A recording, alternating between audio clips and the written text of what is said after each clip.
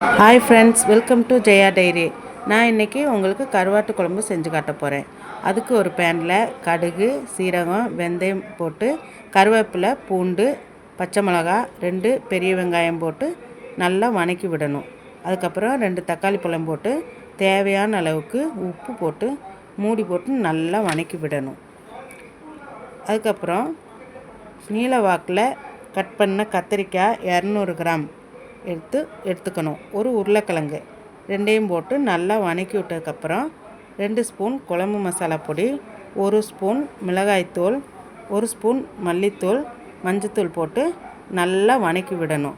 தண்ணி ஊற்றி கொதிக்க விட்டு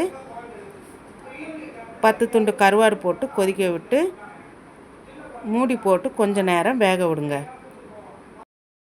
வேக விட்டு மல்லித்தலை போட்டு இறக்குனா சுவையான கருவாட்டு குழம்பு தயார்.